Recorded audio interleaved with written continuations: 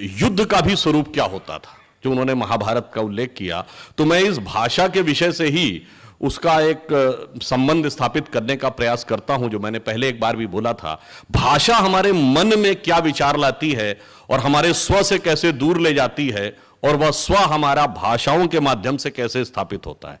जैसे अभी उन्होंने युद्ध का वर्णन किया, आप सब ने वो कहावत सुनी होगी, everything is fair in love and war. और इसका यदि हिंदी में ट्रांसलेशन हो या भारतीय भाषा में ट्रांसलेशन हो तो कहते हैं जंग और इश्क में सब कुछ जायज है। मगर न जंग हिंदी या भारतीय शब्द है, न इश्क भारतीय शब्द है, न जायज भारतीय शब्द है।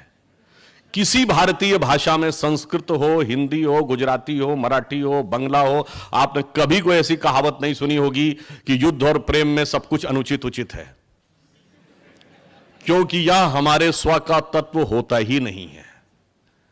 हमारे यहां प्रेम त्याग का प्रतीक है और युद्ध का धर्म था। और प्रेम क्या त्याग का प्रतीक है? लोग प्रेम में या तो प्राप्ति हो जाती है, तो एक अज्ञे जी ने एक पंक्ति में लिखा था, वो मुझे बहुत उपयुक्त लगता है। आजकल तो युवक युवतियों में बड़ा प्रेम का भाव उत्पन्न होता है। अब उसके दो परिणाम होते हैं।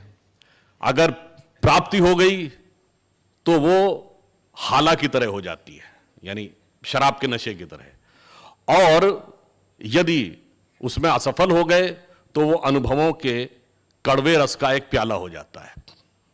परंतु उन्होंने लिखा, भारतीय परंपरा में जो हमारा स्व था उसमें प्रेम क्या था। अज्ञे जी की कविता में है, वे मुर्दे होंगे प्रेम जिन्हें अनुभव रस का कटु प्याला है, वे रोगी होंगे प्रेम जिन्हें सम्मोहनकारी हाला है, मैंने विदग्ध हो जान लिया, अंतिम रहस्य पहचान लिया, मैंने आहुति बनकर देखा यह प्रेम यज्ञ की ज्वाला है। तो हमारे यहां यह था। वैसे ज्वाला में जलने वाले लोग आजकल भी बहुत सारे दिखाई पड़ रहे हैं, जो अपने पोस्टर में जलता हुआ दिखाई दे रहे हैं। परंतु मैं उनसे कहना चाहूंगा, हां हम जलते हैं, मगर किस हेतु से जलते हैं ये आपकी बुद्धि से परे है। क्योंकि हमने बचपन में शाखाओं में वह गीत सुना, हम केशव के अनुयायी हैं, हमने तो बढ़ना सीखा है, और आगे जलने का उल्लेख है, अंधकार में बंधु भटकते, पंथ बिना व्याकुल दुख सहते, पथ दर्शक दीपक बन तिल तिल हमने तो जलना सीखा है। अब युद्ध पे आए, जिसका प्रतिपादन उन्होंने किया। युद्ध का धर्म क्या था? मैं एक उदाहरण देना चाहता हूं।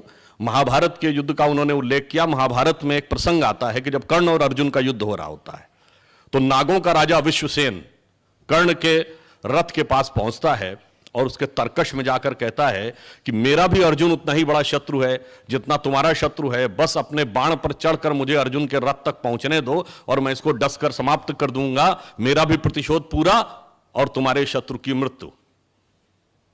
मगर everything is fair in love and war, जंग में सब कुछ जायज होने की कहावत वालों को समझना चाहिए कि कर्ण क्या जवाब देता है।